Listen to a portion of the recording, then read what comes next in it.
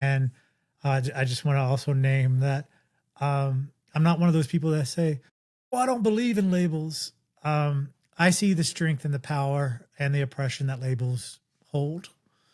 So I want to provide this context so you know where I'm coming from when we talk about the terms that are identified as labels. Um, to me, I see strength in labels because when we label something, when we are able to put it in a category, when we say you're a believer or when you say you're a non-believer, that is not the identity of the person.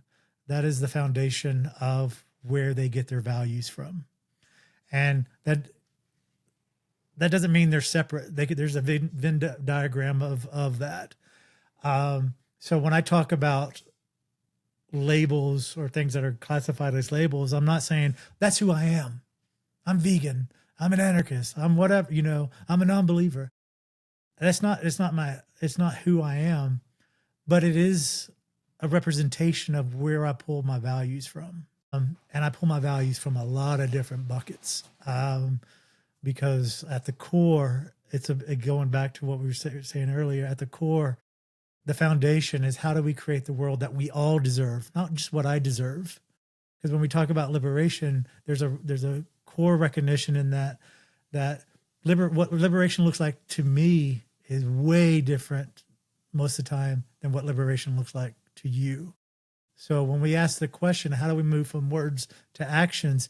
I think that's a core practice that we need to put in there. Is like, well, what is, we're talking about creating a world that works for everybody that we all deserve. What does that look like for you? And let me also share what it looks like for me.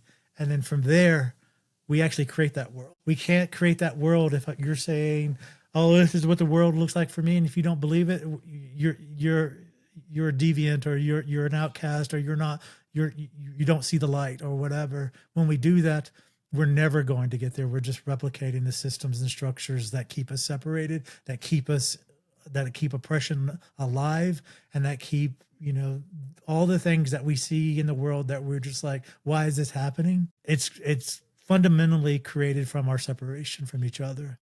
It's fundamentally created from our understanding that we are this isolated being in this ecosystem that we don't need. And that separation is what creates all the destruction in the world. So that's what I bring to the conversation. That's who I am. I'll get off my soapbox now. Thanks. Jason, I am wondering because I feel like maybe maybe I'm misremembering. I feel like in an earlier period there was a time where, because you talked about labels and how labels can be important for determining where people get values. I think that's absolutely right. Because I would say there's a value in having certain labels, for reasons you articulated. I think recognizing that people do understand their identity in part through those labels. I mean, you said that maybe it's not about identity, it's more about knowing where they draw values from. I do think there was an earlier time where I think you were a little less open to the idea of labels, almost like these labels are these artificial things that keep us from coming together and keep us from doing stuff together, building justice together. They artificial. Has there been a shift there over time, No, or I don't think there's a shift there. I think there's context that might be missing with everything. But if we're gonna look at it, let's look at it binary just real quick, just for the sake of conversation.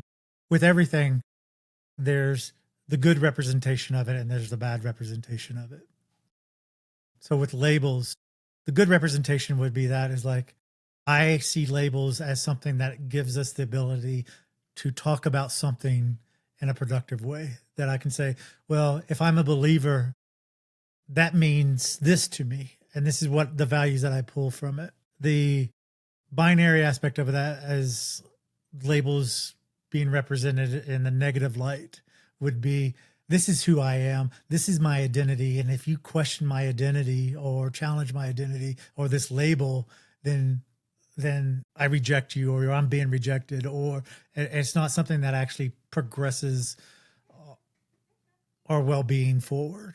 It's something that restricts and boxes. So I think for the most part, I think why most people say when we talk about labels, when most people say, I don't believe in labels because labels do whatever. I think people are responding to the overwhelming rule that people use it in a negative aspect of it versus saying it's a tool for us to be able to have constructive conversation because it gives us a starting point to know, oh, this is kind of the domain we're talking about.